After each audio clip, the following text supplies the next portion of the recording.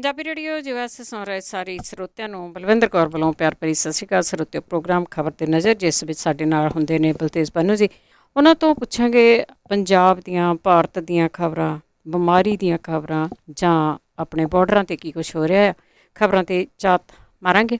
ਖਬਰਾਂ ਤੋਂ ਪਹਿਲਾਂ ਧੰਨਵਾਦ ਸਾਡੇ ਸਪਾਂਸਰ ਦਾ, ਜਿਨ੍ਹਾਂ ਨੇ ਇਸ ਪ੍ਰੋਗਰਾਮ ਨੂੰ ਸਪਾਂਸਰ ਕੀਤਾ, ਸਭ ਤੱਕ ਪਹੁੰਚਾਇਆ। Khalsa insurance agency San Jose 4082722500, Gurdeep Singh Virdi, Clovis, Tanam Singh Shergill, Selma, Manjeet Singh Deewana Fresno, Gurcharan Singh Bakersfield, ਯੰਡਰ ਹੋਮ ਲੋਨ ਰੀਅਲ ਸਟੇਟ ਵਾਲੇ ਮੋਹਨ ਚੀਮਾ ਜੀ। ਉਹਨਾਂ ਦਾ ਫੋਨ ਨੰਬਰ 5599052575। ਟਰਕੀਆਣਾ immigration law firm 4159090503। Starlight truck tyre ਵਾਲੇ, ਇਹਨਾਂ ਤੋਂ ਨਵੇਂ ਪੁਰਾਣੇ ਟਾਇਰ ਲੈ ਸਕਦੇ ਹੋ। 2092509535। ਬਹੁਤ ਬਹੁਤ ਧੰਨਵਾਦ ਕਰਦੇ ਹਾਂ। ਪ੍ਰੋਗਰਾਮਾਂ ਨੂੰ ਸਪਾਂਸਰ ਕਰਦੇ ਹੋ, ਸਭ ਤੱਕ ਪਹੁੰਚਾਉਂਦੇ ਹੋ। ਸਾਡੇ ਨਾਲ ਜੁੜ ਚੁੱਕੇ ਨੇ ਬਲਤੇਜ ਬੰਨੂ ਜੀ। ਸਤਿ ਸ਼੍ਰੀ ਅਕਾਲ, ਸਵਾਗਤ ਹੈ ਜੀ। ਸਤਿ ਸ਼੍ਰੀ ਅਕਾਲ ਜੀ, ਧੰਨਵਾਦ ਜੀ, ਬਹੁਤ ਮਿਹਰਬਾਨੀ। ਗੱਲ ਕਰਦੇ ਸਭ ਤੋਂ ਪਹਿਲਾਂ ਕਰੋਨਾ ਦਾ ਹੀ ਮਹਾਂਮਾਰੀ ਇਹ ਜਾਰੀ ਹੈਗੀ ਆ ਭਾਰਤ ਦੇ ਵਿੱਚ। ਰਿਕਾਰਡ ਕੇਸ ਕਰੋਨਾ ਦੇ ਜਾਰੀ ਕੀਤੇ ਗਏ। ਬਿਲਕੁਲ ਜੀ, ਵਿਸ਼ਵ ਦੇ ਵਿੱਚ ਜਿਹੜਾ ਜੀ ਸਭ ਤੋਂ ਜ਼ਿਆਦਾ ਕੇਸ ਆਉਣ ਵਾਲਾ ਮੁਲਕ ਬਣਿਆ ਹੋਇਆ ਜੀ, ਲਗਾਤਾਰ ਬਣਿਆ ਹੋਇਆ ਭਾਰਤ। 3,32,730 ਨਵੇਂ ਕੇਸ ਜਿਹੜਾ ਜੀ ਆਏ, 2,263 ਮੌਤਾਂ ਹੋ ਗਈਆਂ। ਔਰ 3 ਦਿਨਾਂ ਦੇ ਵਿੱਚ ਜਿਹੜੇ ਕੇਸ ਨੇ ਉਹ ਲਗਭਗ 11 ਲੱਖ ਦੇ ਕਰੀਬ ਜਿਹੜੇ ਜੀ ਉਹ ਆ ਗਏ। ਔਰ ਕਰੋਨਾ ਵਾਇਰਸ ਦੀ ਗਿਣਤੀ ਜਿਹੜੀ ਆ ਇਹ 3 ਲੱਖ ਦੇ ਅੰਕੜੇ ਨੂੰ ਜਿਹੜਾ ਉਹ ਦੂਜੇ ਦਿਨ ਟੱਪੀ। 2,000 ਤੋਂ ਵੱਧ ਮੌਤਾਂ ਹੋ ਰਹੀਆਂ ਨੇ ਦੇਸ਼ ਦੇ ਵਿੱਚ। ਇਹ ਕਿਹਾ ਜਾ ਰਿਹਾ ਜੇ ਇਸੇ ਰਫ਼ਤਾਰ ਨਾਲ ਕੇਸ ਵੱਧਦੇ ਰਹੇ ਤਾਂ 3 ਦਿਨਾਂ ਦੇ ਵਿੱਚ ਇਹ 10 ਲੱਖ ਕੇਸਾਂ ਦਾ ਜਿਹੜਾ ਅੰਕੜਾ ਉਹ ਪਾਰ ਹੋ ਜਾਊਗਾ। ਔਰ ਇਦੋਂ ਪਹਿਲਾਂ ਕਿਸੇ ਵੀ ਮੁਲਕ ਨੇ ਇੰਨੇ ਅਰਸੇ ਦੇ ਵਿੱਚ ਇੰਨੇ ਕੇਸ ਨਹੀਂ ਵੇਖੇ ਹੋਣਗੇ। 3,32,000 ਤੋਂ ਵੱਧ ਕੇਸਾਂ ਦੇ ਨਾਲ ਦੇਸ਼ ਭਰ ਦੇ ਵਿੱਚ ਕਰੋਨਾ ਦੇ ਕੇਸਾਂ ਦੀ ਗਿਣਤੀ ਜਿਹੜੀ ਉਹ 1,62,63,695 ਤੱਕ ਪਹੁੰਚ ਗਈ ਹੋਈ ਆ। ਔਰ ਜਿਹੜੇ ਐਕਟਿਵ ਕੇਸ ਨੇ ਉਹ 24 ਲੱਖ ਨੂੰ ਪਾਰ ਕਰਕੇ ਹੋਏ ਨੇ। ਜਿਹੜਾ ਕੇਂਦਰੀ ਸਿਹਤ ਮੰਤਰਾਲਾ, ਉਹਦੇ ਜਿਹੜੀਆਂ ਫਿਗਰਸ ਨੇ, ਸਭ ਤੋਂ ਵੱਧ 568 ਮੌਤਾਂ ਮਹਾਰਾਸ਼ਟਰ ਦੇ ਵਿੱਚ ਹੋਈਆਂ ਨੇ। ਕੌਮੀ ਰਾਜਧਾਨੀ ਦਿੱਲੀ ਦੇ ਵਿੱਚ ਕਰੋਨਾ ਕਰਕੇ 306 ਲੋਕਾਂ ਦੀ ਜਾਨ ਗਈ ਆ, ਜਿਹੜੀ ਕਿ ਹੁਣ ਤੱਕ ਦਾ ਸਭ ਤੋਂ ਵੱਡਾ ਅੰਕੜਾ। ਇਹਦੇ ਵਿੱਚ ਅੰਕੜੇ ਜਿਹੜੇ ਨੇ ਉਹ ਭਾਜਪਾ ਰਾਜਾਂ ਦੇ ਲੁਕੋਏ ਜਾ ਰਹੇ ਆ। ਇਹ ਆਪਣੇ ਆਪ ਦੇ ਵਿੱਚ ਬੜੀ ਜਿਹੜੀ ਉਹ ਮਾੜੀ ਗੱਲ ਜਿਹੜੀ ਉਹ ਕਹੀ ਜਾ ਸਕਦੀ ਆ। ਔਰ ਕਿਉਂਕਿ ਜਿਹੜੇ ਗੈਰ ਭਾਜਪਾਈ ਰਾਜ ਨੇ ਉਹਨਾਂ ਦੇ ਅੰਕੜੇ ਜ਼ਿਆਦਾ ਵਧਾ ਚੜਾ ਕੇ ਜਿਹੜਾ ਉਹ ਪੇਸ਼ ਕੀਤੇ ਜਾ ਰਹੇ ਆ।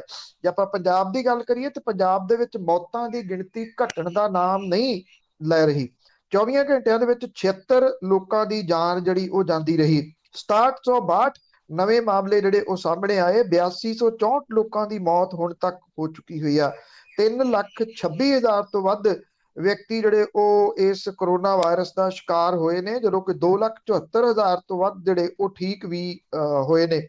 ਅੰਮ੍ਰਿਤਸਰ ਤੇ ਲੁਧਿਆਣੇ ਦੇ ਵਿੱਚ 8 ਸਭ ਤੋਂ ਜ਼ਿਆਦਾ ਜਾਨਾਂ ਜਿਹੜੀਆਂ ਸੀ ਉਹ ਗਈਆਂ। ਕਪੂਰਥਲਾ ਤੇ ਗੁਰਦਾਸਪੁਰ ਦੇ ਵਿੱਚ 7, ਜਲੰਧਰ, ਮੁਹਾਲੀ ਤੇ ਹੁਸ਼ਿਆਰਪੁਰ ਦੇ ਵਿੱਚ 5, ਬਠਿੰਡਾ ਤੇ ਪਟਿਆਲਾ ਦੇ ਵਿੱਚ 6, ਸੰਗਰੂਰ ਤੇ ਮੁਕਤਸਰ ਦੇ ਵਿੱਚ 3, ਨਵਾਂਸ਼ਹਿਰ, ਪਠਾਨਕੋਟ, ਫਰੀਦਕੋਟ, ਬਰਨਾਲਾ ਦੇ ਵਿੱਚ 2 ਲੋਕਾਂ ਦੀ ਮੌਤ ਜਿਹੜੀ ਉਹ ਹੋਈ। ਇੱਥੋਂ ਤੱਕ ਦੋਸ਼ ਇੱਕ ਦੂਜੇ ਦੇ ਉੱਤੇ ਲਾਉਣ ਦੀ ਗੱਲ ਆ ਜੀ, ਉਹ ਨਿਰੰਤਰ ਉਸੇ ਤਰੀਕੇ ਦੇ ਨਾਲ ਸਿਆਸੀ ਲੋਕ ਜਿਹੜੇ ਉਹ ਲਾਈ ਜਾ ਰਹੇ ਜੀ।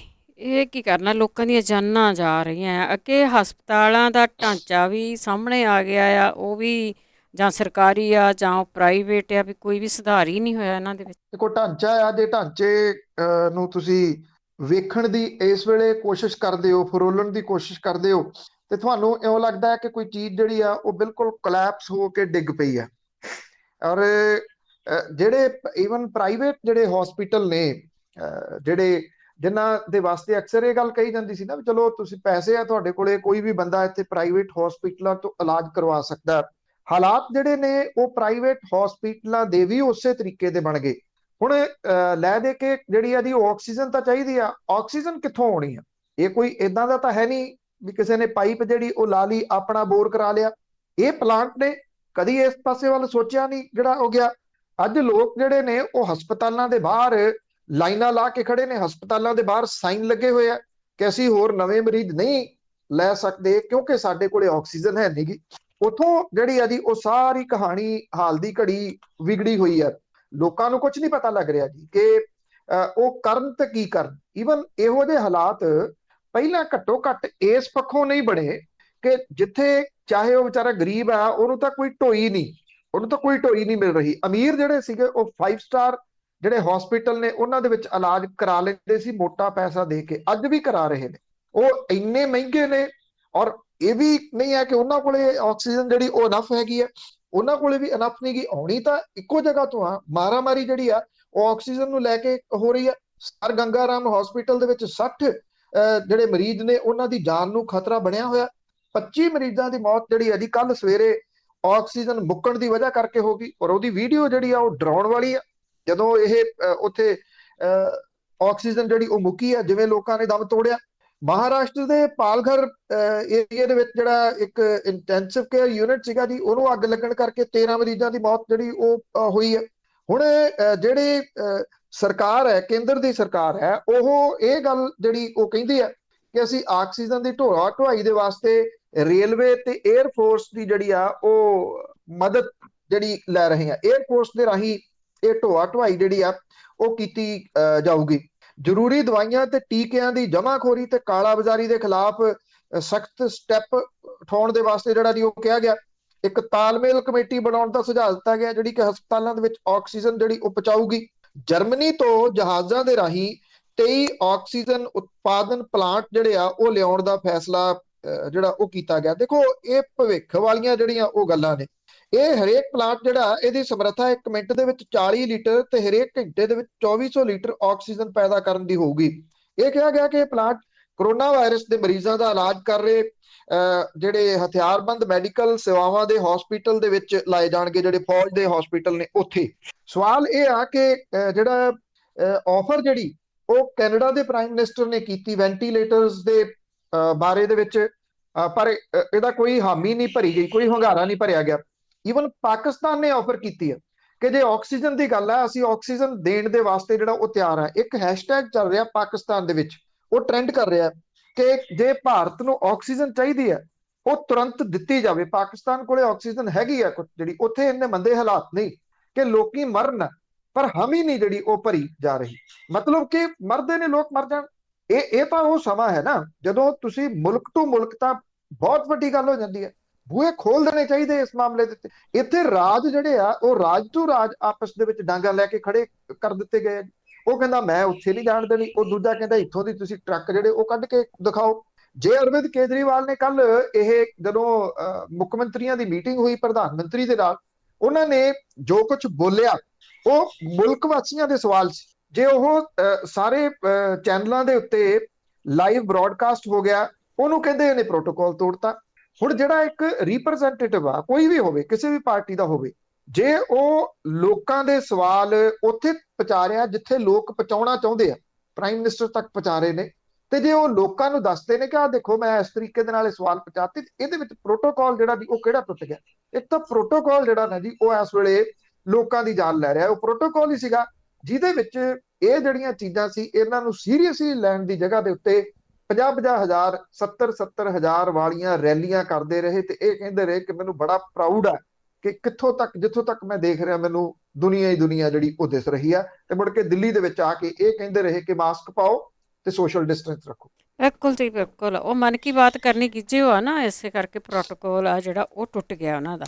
ਅੱਗੇ ਗੱਲ ਕਰਦੇ ਹਾਂ, ਕਿਸਾਨ ਮੋਰਚੇ ਵਾਲਿਆਂ ਨੇ ਬਾਰਡਰ ਤੇ 40 ਪਿੰਡਾਂ ਨੂੰ ਗੋਦ ਲਿਆ, ਟੈਸਟਿੰਗ ਤੇ ਇਲਾਜ ਕਰਵਾਉਣਗੇ। ਬਿਲਕੁਲ ਜੀ, ਇਹ ਇੱਕ ਬੜੀ ਨਿਵੇਕਲੀ ਕੋਸ਼ਿਸ਼ ਜਿਹੜੀ ਕਿਸਾਨ ਮੋਰਚੇ ਦੀ ਹੈ। ਸਿੰਘੂ ਤੇ ਟਿੱਕਰੀ ਸਰਹੱਦ ਦੇ ਉੱਤੇ ਕਿਸਾਨਾਂ ਦਾ ਜਿਹੜਾ ਧਰਨਾ ਪ੍ਰਦਰਸ਼ਨ ਹੈ, ਉਹਦੇ ਨੇੜੇ ਤੇੜੇ ਦੇ ਪਿੰਡਾਂ ਦੇ ਵਿੱਚ ਕਰੋਨਾ ਫੈਲਣ ਦੀਆਂ ਜਿਹੜੀਆਂ ਅਫਵਾਹਾਂ ਫੈਲਾਈਆਂ ਜਾ ਰਹੀਆਂ ਨੇ। ਕੇਂਦਰ ਸਰਕਾਰ ਨੇ ਕਿਸਾਨਾਂ ਨੂੰ ਉੱਥੋਂ ਹਟਾਉਣ ਦੇ ਵਾਸਤੇ ਜਿਹੜਾ ਆਪਰੇਸ਼ਨ ਕਲੀਨ ਦਾ ਰੌਲਾ ਜਿਹੜਾ ਉਹ ਪਾਇਆ ਸੀਗਾ। ਜਿਹੜਾ ਸੰਯੁਕਤ ਮੋਰਚਾ ਉਹਨੇ ਇਹਨਾਂ ਸਰਹੱਦਾਂ ਦੇ 40 ਪਿੰਡਾਂ ਨੂੰ ਗੋਦ ਲੈਣ ਦਾ ਫੈਸਲਾ ਕੀਤਾ। ਕਿਸਾਨ ਜਥੇਬੰਦੀਆਂ ਦੀ ਮੀਟਿੰਗ ਤੋਂ ਬਾਅਦ ਸੰਯੁਕਤ ਕਿਸਾਨ ਮੋਰਚੇ ਦੇ ਵੱਲੋਂ ਇਹ ਕਿਹਾ ਗਿਆ ਕਿ ਪਿੰਡਾਂ ਦੇ ਵਿੱਚ ਵਿਸ਼ੇਸ਼ ਹਸਪੀਟਲ ਤੇ ਡਾਕਟਰਾਂ ਦੀ ਜਿਹੜੀ ਸੁਵਿਧਾ ਉਹ ਉਪਲਬਧ ਕਰਾਈ ਜਾਊਗੀ। ਡਾਕਟਰ ਤੇ ਪੈਰਾਮੈਡੀਕਲ ਸਟਾਫ ਦੀਆਂ ਟੀਮਾਂ ਪਿੰਡਾਂ ਦੇ ਘਰ ਘਰ ਜਾ ਕੇ ਲੋਕਾਂ ਦੀ ਸਿਹਤ ਦੀ ਜਾਂਚ ਕਰਨਗੀਆਂ ਤੇ ਜਿਹੜੇ ਲੋਕ ਕਰੋਨਾ ਤੋਂ ਪੀੜਤ ਹੋਣਗੇ ਉਹਨਾਂ ਨੂੰ ਵਧੀਆ ਇਲਾਜ ਮੁਹੱਈਆ ਕਰਾਇਆ ਜਾਊਗਾ। ਜਿਹੜੇ ਲੋਕਾਂ ਨੂੰ ਹਸਪੀਟਲ ਜਾਣ ਦੇ ਵਿੱਚ ਕੋਈ ਪਰੇਸ਼ਾਨੀ ਹੈ ਉਹ ਉਹਨਾਂ ਨੂੰ ਹਸਪੀਟਲ ਪਹੁੰਚਾਇਆ ਜਾਊਗਾ। ਕਿਸਾਨ ਜਥੇਬੰਦੀਆਂ ਨੇ ਇਹ ਕਿਹਾ ਕਿ ਸਿੰਘੂ ਤੇ ਟਿੱਕਰੀ ਬਾਰਡਰ ਦੇ ਉੱਤੇ 10 ਬੈੱਡ ਦੇ ਹਸਪਤਾਲ ਨੂੰ ਅਪਗ੍ਰੇਡ ਕਰਕੇ 40 ਬੈੱਡ ਦਾ ਬਣਾਇਆ ਜਾ ਰਿਹਾ, ਜਿੱਥੇ ਕਿਸਾਨਾਂ ਦੇ ਨਾਲ ਨਾਲ ਇਹਨਾਂ ਪਿੰਡਾਂ ਦਾ ਵੀ ਇਲਾਜ ਹੋ ਸਕੂਗਾ। ਰਿਟਾਇਰਡ ਹੋ ਚੁੱਕੇ ਸਿਵਲ ਸਰਜਨ, ਹੈਲਥ ਅਫਸਰ ਸਣੇ ਪੈਰਾਮੈਡੀਕਲ ਸਟਾਫ ਆਪਣੇ ਵॉलੰਟੀਅਰ ਦੇ ਤੌਰ ਦੇ ਉੱਤੇ ਇੱਥੇ ਜਿਹੜੀਆਂ ਉਹ ਸੇਵਾਵਾਂ ਨਿਭਾਉਣਗੇ। ਹਸਪਤਾਲਾਂ ਦੇ ਵਿੱਚ ਰੂਟੀਨ ਹੈਲਥ ਚੈੱਕਅਪ ਦੇ ਵਾਸਤੇ ਹਾਈਟੈਕ ਇੰਤਜ਼ਾਮ ਕੀਤੇ ਜਾਣਗੇ। ਕਿਸਾਨਾਂ ਦੇ ਨਾਲ ਨਾਲ ਟਿੱਕਰੀ ਤੇ ਸਿੰਘੂ ਸਰਹੱਦ ਦੇ ਨਾਲ ਲੱਗਦੇ ਪਿੰਡਾਂ ਦੇ ਵਿੱਚ ਜੇ ਕਿਸੇ ਕਿਸਮ ਦੀ ਸਿਹਤ ਦੇ ਨਾਲ ਜੁੜੀ ਕੋਈ ਦਿੱਕਤ ਹੈ ਤਾਂ ਤੁਰੰਤ ਕਿਸਾਨ ਮਜ਼ਦੂਰ ਏਕਤਾ ਹਸਪੀਟਲ ਦੇ ਵਿੱਚ ਇਹਦਾ ਇਲਾਜ ਹੋ ਸਕੂਗਾ। ਕਿਸਾਨ ਇਹ ਕਹਿੰਦੇ ਆ ਕਿ ਗੋਦਲੇ ਪਿੰਡਾਂ ਦੇ ਵਿੱਚ ਟੈਸਟਿੰਗ ਲੈਬ ਦੀ ਜਿਹੜੀ ਉਹ ਸੁਵਿਧਾ ਉਹ ਉਪਲਬਧ ਕਰਾਈ ਜਾਊਗੀ, ਔਰ ਇਹਦੇ ਨਾਲ ਕਰੋਨਾ ਦੇ ਨਾਲ ਨਾਲ ਕਿਸੇ ਵੀ ਕਿਸਮ ਦਾ ਟੈਸਟ ਜਿਹੜਾ ਦੀ ਉਹ ਇਹ ਲੋਕ ਕਰਵਾ ਸਕਣਗੇ। ਕੇਂਦਰ ਜਾਂ ਰਾਜ ਸਰਕਾਰਾਂ ਦਾਅਵਾ ਕਰ ਰਹੀਆਂ ਨੇ ਉਹਨਾਂ ਤੋਂ ਬਿਹਤਰ ਦੇਖਭਾਲ ਕਿਸਾਨ ਮੋਰਚਾ ਕਰਕੇ ਉਹਦੀਆਂ ਜਿਹੜੀਆਂ ਮੈਡੀਕਲ ਟੀਮਾਂ ਨੇ ਉਹ ਵਿਖਾਉਣਗੀਆਂ। ਕਿਸਾਨ ਜਥੇਬੰਦੀਆਂ ਨੇ ਜਿਹੜੀ ਹੈਗੀ ਮਿਨਿਸਟਰੀ ਆਫ ਹੈਲਥ ਉਹਦੀਆਂ ਜਿਹੜੀਆਂ ਖਦਸ਼ੇ ਸੀ ਉਹਨੂੰ ਸਿਰੇ ਤੋਂ ਜਿਹੜਾ ਖਾਰਜ ਕੀਤਾ, ਜਿਹਦੇ ਵਿੱਚ ਇਹ ਕਿਹਾ ਗਿਆ ਸੀਗਾ ਕਿ ਕਿਸਾਨ ਅੰਦੋਲਨ ਦੇ ਚੱਲਦਿਆਂ ਪਿੰਡਾਂ ਨੇੜੇ ਤੇੜੇ ਦੇ ਪਿੰਡਾਂ ਦੇ ਵਿੱਚ ਕਰੋਨਾ ਫੈਲਣ ਦਾ ਖਤਰਾ ਜਿਹੜਾ ਜੀ ਉਹ ਵੱਧ ਗਿਆ। ਕਿਸਾਨ ਕਹਿੰਦੇ ਕਿ ਕਿਸਾਨ ਕਰੋਨਾ ਨਿਯਮਾਂ ਦੀ ਪੂਰੀ ਪਾਲਣਾ ਜਿਹੜਾ ਉਹ ਕਰ ਰਹੇ ਨੇ, ਔਰ ਆਹ ਜਿਹੜਾ ਫੈਸਲਾ ਜਿਹੜਾ ਉਹ ਲੈਣ ਤੋਂ ਬਾਅਦ ਹੁਣ ਉੱਥੇ ਕੀ ਜਵਾਬ ਜਿਹੜਾ ਜੀ ਉਹ ਦਿੱਤਾ ਜਾਊਗਾ। ਇਹ ਗੱਲ ਆਪਾਂ ਪਹਿਲਾਂ ਵੀ ਜਿਹੜੀ ਉਹ ਸਾਂਝੀ ਕੀਤੀ ਸੀਗੀ ਕਿ ਜਿਹੜੇ ਕੈਂਪ ਲੱਗੇ ਹੋਏ ਆ ਉੱਥੇ ਇਹਨਾਂ ਕਿਸਾਨ ਅੰਦੋਲਨ ਦੇ ਵਿੱਚ, ਉਹਨਾਂ ਦੇ ਵਿੱਚ ਅਕਸਰ ਤੁਸੀਂ ਇਹਨਾਂ ਦੇ ਲੋਕਲ ਜਿਹੜੇ ਲੋਕ ਨੇ ਉਹ ਉੱਥੇ ਆ ਕੇ ਆਪਣਾ ਟੈਸਟ ਕਰਵਾਉਂਦੇ, ਇਲਾਜ ਕਰਵਾਉਂਦੇ ਜਿਹੜੇ ਉਹ ਵੇਖ ਸਕਦੇ ਹੋ। ਉਹਨਾਂ ਨੂੰ ਬਿਹਤਰ ਜਿਹੜੇ ਟੈਸਟ ਤੇ ਬਿਹਤਰ ਦਵਾਈਆਂ ਜਿਹੜੀਆਂ ਉਹ ਮਿਲ ਰਹੀਆਂ ਨੇ ਇੰਨੇ ਮਹੀਨਿਆਂ ਤੋਂ। ਤੇ ਜੇ 40 ਪਿੰਡ ਜਿਹੜਾ ਜੀ ਉਹ ਗੋਦ ਲੈ ਕੇ ਉਹਨਾਂ ਦੀ ਟੈਸਟਿੰਗ ਕਰਦੇ, ਇਹੋ ਜਿਹੀ ਟੈਸਟਿੰਗ ਸਰਕਾਰ ਕਿਵੇਂ ਜਿਹੜਾ ਕਰ ਸਕਦੀ ਹੈ? ਕਰ ਹੀ ਨਹੀਂ ਸਕਦੀ ਜੀ ਇਸ ਲੈਵਲ ਦੇ ਤੇ। ਨਹੀਂ ਜੀ, ਨਹੀਂ, ਉਹ ਤਾਂ ਲੋਕਾਂ ਤੋਂ ਪੈਸੇ ਅਗਰ ਰੌਣ ਗਿੱਜੇ ਹੋਏ ਉਹਨੇ ਕੀ ਕਰਨਾ ਹੈ। ਅੱਗੇ ਗੱਲ ਕਰਦੇ ਹਾਂ, ਹਾਈ ਕੋਰਟ ਦੇ ਫੈਸਲੇ ਦੀ ਕਾਪੀ ਬਾਹਰ ਆਈ ਆ, ਉਸਨੇ ਕੁੰਵਰ ਵਿਜੇ ਪ੍ਰਤਾਪ ਨੂੰ ਨਿਸ਼ਾਨੇ ਤੇ ਰੱਖਿਆ। ਦੇਖੋ, ਇਹ ਉਡੀਕੀ ਜਾ ਰਹੀ ਸੀਗੀ ਕਾਪੀ, ਲੰਮਾ ਚੌੜਾ ਫੈਸਲਾ ਹੈ ਜੀ, ਬਹੁਤ ਲੰਬਾ ਚੌੜਾ। ਇਹ 99 ਸਫ਼ਿਆਂ ਦਾ 89 ਪੇਜਸ ਨੇ। ਇਹਦੇ ਉੱਤੇ ਬਹਿਸ, ਇਹਦੇ ਉੱਤੇ ਟਿੱਪਣੀਆਂ ਜਿਹੜੀਆਂ ਉਹ ਜਾਰੀ ਰਹਿਣਗੀਆਂ। ਹਾਂ, ਇੰਨਾ ਜ਼ਰੂਰ ਹੈ ਕਿ ਜਿਹੜੀ WhatsApp ਯੂਨੀਵਰਸਿਟੀ ਆ, ਇਹਨੇ ਜਿਹੜਾ ਤੁਸੀਂ ਕਹ ਲਓ ਕਿ ਇਹ ਆਉਣ ਦੀ ਦੇਰ ਸੀਗੀ ਫੈਸਲਾ, ਤੇ ਉਹਦੇ ਉੱਤੇ ਆਪੋ ਆਪਣੇ ਤਰੀਕੇ ਨਾਲ ਧਮੱਚੜ ਜਿਹੜਾ ਉਹ ਮਚਾਉਣਾ ਸ਼ੁਰੂ ਕਰ ਦਿੱਤਾ, ਬਿਨਾਂ ਇਹ ਦੇਖੇ ਤੋਂ ਕਿ ਇਹਦੀ ਡਿਟੇਲ ਜਿਹੜੀ ਆ ਉਹ ਕੀ ਹੋ ਸਕਦੀ ਹੈ, ਇਹਦੇ ਵਿੱਚ ਕਿਹੜੀਆਂ ਕਿਹੜੀਆਂ ਚੀਜ਼ਾਂ ਜਿਹੜੀਆਂ ਹੋ ਸਕਦੀਆਂ ਨੇ। ਚੈਨਲਾਂ ਦੇ ਉੱਤੇ ਬੈਠੇ ਜਿਹੜੇ ਅਕਾਲੀ ਦਲ ਦੇ ਨੁਮਾਇੰਦੇ ਸੀ, ਉਹਨਾਂ ਨੇ ਜਿਹੜੀ ਦੀ ਇਹ ਗੱਲ ਫੇਰ ਦੁਹਰਾਈ ਕਿ ਦੇਖੋ ਜੀ, ਉਹ ਤਾਂ ਇੱਕ ਕਿਸਮ ਦੇ ਨਾਲ ਬਰੀ ਹੋ ਗਏ ਆ। ਜਿਹੜੀ ਇਹ ਰਿਪੋਰਟ ਹੈ, ਜਿਹੜਾ ਫੈਸਲਾ ਇਹ ਆਇਆ, ਸਰਕਾਰ ਨੇ ਇਹਦੇ ਉੱਤੇ ਅਜੇ ਤੱਕ ਪ੍ਰਤੀਕਰਮ ਜਿਹੜਾ ਜੀ ਉਹ ਨਹੀਂ ਦਿੱਤਾ। ਜਸਟਿਸ ਰਾਜਵੀਰ ਸਹਿਰਾਵਤ ਦੇ ਫੈਸਲੇ ਦੇ ਵਿੱਚ ਇੱਕ ਕਿਸਮ ਦੇ ਨਾਲ ਸਾਬਕਾ ਮੁੱਖ ਮੰਤਰੀ ਪ੍ਰਕਾਸ਼ ਸਿੰਘ ਬਾਦਲ ਨੂੰ ਲਗਭਗ ਕਲੀਨ ਚਿੱਟ ਦਿੱਤੀ ਗਈ ਹੈ। ਕੁੰਵਰ ਵਿਜੇ ਪ੍ਰਤਾਪ ਹੋਰਾਂ ਦੀ ਜਾਂਚ ਦੇ ਉੱਤੇ ਸਵਾਲ ਉਠਾਉਂਦਿਆਂ ਹੋਇਆਂ ਇਹ ਗੱਲ ਕਹੀ ਗਈ ਆ ਕਿ ਉਹਨਾਂ ਨੇ ਆਪਣੇ ਅਹੁਦੇ ਦਾ ਦੁਰਉਪਯੋਗ ਕੀਤਾ। ਇਹਦੇ ਵਿੱਚ ਨਵੇਂ ਸਿਰੇ ਤੋਂ ਸਪੈਸ਼ਲ ਇਨਵੈਸਟੀਗੇਸ਼ਨ ਟੀਮ ਦਾ ਗਠਨ ਕਰਨ ਦੇ ਹੁਕਮ ਦਿੱਤੇ ਗਏ ਆ, ਜਿਹਦੇ ਵਿੱਚ IPS ਅਧਿਕਾਰੀ ਕੁੰਵਰ ਵਿਜੇ ਪ੍ਰਤਾਪ ਸਿੰਘ ਨਾ ਹੋਣ। ਇੱਕ ਇਹ ਕਿਹਾ ਗਿਆ ਕਿ ਜਿਹੜਾ ਅਹੁਦਾ, ਜਿਹੜਾ ਰੈਂਕ ਕੁੰਵਰ ਵਿਜੇ ਪ੍ਰਤਾਪ ਸਿੰਘ ਹੋਰਾਂ ਦਾ ਸੀ IG ਦਾ, ਉਹਦੇ ਤੋਂ ਉੱਪਰਲੇ ਰੈਂਕ ਦਾ ਆਫੀਸਰ ਜਿਹੜਾ ਇਸ SIT ਦਾ ਮੁਖੀ ਲਾਇਆ ਜਾਵੇ। ਜਿਹੜੀ SIT ਬਣਾਈ ਜਾਵੇ ਉਹ ਸਰਕਾਰ ਨੂੰ ਰਿਪੋਰਟ ਨਹੀਂ ਕਰੂਗੀ, ਉਹ ਹਾਈ ਕੋਰਟ ਨੂੰ ਰਿਪੋਰਟ ਕਰੂਗੀ। ਇਹ ਵੀ ਕਿਹਾ ਗਿਆ ਕਿ ਇਹ ਕਿਸੇ ਕਿਸਮ ਦੀ ਲੀਕ ਨਹੀਂ ਕਰ ਸਕੂਗੀ ਜਿਹੜੀ ਉਹ ਰਿਪੋਰਟ, ਨਾ ਉਹ ਮੀਡੀਆ ਦੇ ਕੋਲੇ ਜਿਹੜਾ ਉਹ ਜਾ ਸਕੂਗੀ। ਇਹਦੇ ਵਿੱਚ ਜਿਹੜਾ ਜੀ ਇਹ ਕਿਹਾ ਗਿਆ ਕਿ ਜਿਹੜੇ ਕੁੰਵਰ ਵਿਜੇ ਪ੍ਰਤਾਪ ਨੇ, ਉਹਨਾਂ ਨੇ ਇਹਨੂੰ ਸਿਆਸੀ ਰੰਗਤ ਦੇਣ ਦੀ ਕੋਸ਼ਿਸ਼ ਕੀਤੀ। ਇਹਦੇ ਵਿੱਚ ਜਿਹੜਾ ਜ਼ਿਕਰ ਕੀਤਾ ਗਿਆ ਉਹ ਇਸ ਗੱਲ ਦਾ ਕੀਤਾ ਗਿਆ ਕਿ ਲੋਕ ਸਭਾ ਦੀਆਂ ਚੋਣਾਂ ਜਿਹੜੀਆਂ ਸੀ ਉਹਨੂੰ ਜ਼ਿਆਦਾ ਰੱਖਿਆ ਗਿਆ ਸਾਹਮਣੇ। ਇਹ ਆਖਿਆ ਗਿਆ ਕਿ ਉਹਨਾਂ ਪ੍ਰੈਸ ਕਾਨਫਰੰਸ ਕੀਤੀ ਤੇ ਇਹਦੇ ਕੁਝ ਭਾਗ ਜਿਹੜੇ ਸੀ ਉਹ ਲੀਕ ਕੀਤੇ, ਔਰ ਜਿਹੜੇ ਕਾਂਗਰਸੀ ਸੀ ਉਹ ਚੋਣ ਕਮਿਸ਼ਨ ਦੇ ਕੋਲੇ ਗਏ ਕੁੰਵਰ ਵਿਜੇ ਪ੍ਰਤਾਪ ਹੋਰਾਂ ਦੀ ਪਿੱਠ ਥਾਪੜਨ ਦੇ ਵਾਸਤੇ ਜਾਂ ਉਹਨਾਂ ਨੂੰ ਉਹ ਬਚਾਉਣ ਦੇ ਵਾਸਤੇ ਕਿ ਉਹਦੇ ਦੇ ਉੱਤੇ ਉਹਨਾਂ ਨੂੰ ਰੱਖਿਆ ਜਾਵੇ। ਇਸ ਚੀਜ਼ ਨੂੰ ਬਹੁਤਾ ਆਧਾਰ ਜਿਹੜਾ ਉਹ ਜਸਟਿਸ ਹੋਰਾਂ ਨੇ ਆਪਣੇ ਫੈਸਲੇ ਦੇ ਵਿੱਚ ਬਣਾਇਆ, ਔਰ ਇਹ ਕਿਹਾ ਗਿਆ ਕਿ ਜਾਂਚ ਜਿਹੜੀ ਆ ਇਹਦੇ ਵਿੱਚ ਕੋਈ ਮਟੀਰੀਅਲ ਜਿਹੜਾ ਉਹ ਐਵੀਡੈਂਸ ਨਹੀਂਗਾ। ਔਰ ਇਹ ਕਿਹਾ ਗਿਆ ਕਿ ਕੁੰਵਰ ਵਿਜੇ ਪ੍ਰਤਾਪ ਸਿੰਘ ਹੋਰਾਂ ਨੇ ਕਿਹਾ ਸੀਗਾ ਕਿ ਸ਼ਾਂਤੀਪੂਰਨ ਤਰੀਕੇ ਦੇ ਨਾਲ ਬੈਠੇ ਲੋਕਾਂ ਦੇ ਉੱਤੇ ਪੁਲਿਸ ਨੇ ਗੋਲੀ ਚਲਾਈ, ਉਹਨਾਂ ਨੇ ਕਿਹਾ ਕਿ ਇਹ ਤੋਂ ਇਹ ਪਤਾ ਲੱਗਦਾ ਕਿ ਜਾਂਚ ਦੇ ਵਿੱਚ ਪਹਿਲਾਂ ਤੈਅ ਸੀ, ਉਸੇ ਸੋਚ ਦੇ ਉੱਤੇ ਆਧਾਰਿਤ ਜਿਹੜੀ ਜੀ ਉਹ ਜਾਂਚ ਰਹੀ। ਇਹ ਵੀ ਗੱਲ ਜਿਹੜੀ ਜੀ ਉਹ ਕਹੀ ਗਈ ਕਿ ਉੱਥੇ ਧਾਰਾ 144 ਲੱਗੀ ਹੋਈ ਸੀ, 5 ਜਾਂ ਇਹਦੇ ਤੋਂ ਵੱਧ ਲੋਕਾਂ ਦੇ ਇਕੱਠੇ ਹੋਣ ਤੇ ਪਾਬੰਦੀ ਸੀ। ਫਿਰ ਲੋਕ ਇਕੱਠੇ ਕਿਉਂ ਹੋਏ?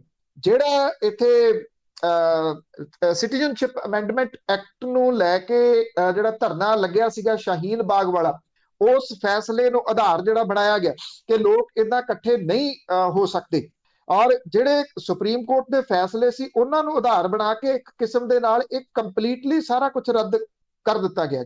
ਇਹ ਵੀ ਕਿਹਾ ਗਿਆ ਕਿ ਜਿਹੜਾ ਦੋਸ਼ ਲੱਗਦਾ ਸੀਗਾ ਕਿ ਇਹਨਾਂ ਨੇ ਹੁਕਮਨਾਮੇ ਦੇ ਰਾਹੀਂ ਸਰਸੇ ਵਾਲੇ ਨੂੰ ਮਾਫੀ ਦਵਾਈ, ਇਹ ਕਿਹਾ ਗਿਆ ਕਿ ਇਹਦੇ ਵਿੱਚ ਕਿਤੇ ਵੀ ਪ੍ਰਕਾਸ਼ ਸਿੰਘ ਬਾਦਲ ਤੇ ਸੁਖਬੀਰ ਸਿੰਘ ਬਾਦਲ ਹੋਰਾਂ ਦਾ ਹੱਥ ਨਜ਼ਰ ਨਹੀਂ ਆਉਂਦਾ। ਇਹ ਵੀ ਆਖਿਆ ਗਿਆ ਕਿ ਸੁਖਬੀਰ ਸਿੰਘ ਬਾਦਲ ਦੀ ਅਕਸ਼ੇ ਕੁਮਾਰ ਦੇ ਨਾਲ ਕੋਈ ਮੀਟਿੰਗ ਦੇ ਐਵੀਡੈਂਸ ਨਹੀਂ ਗਏ।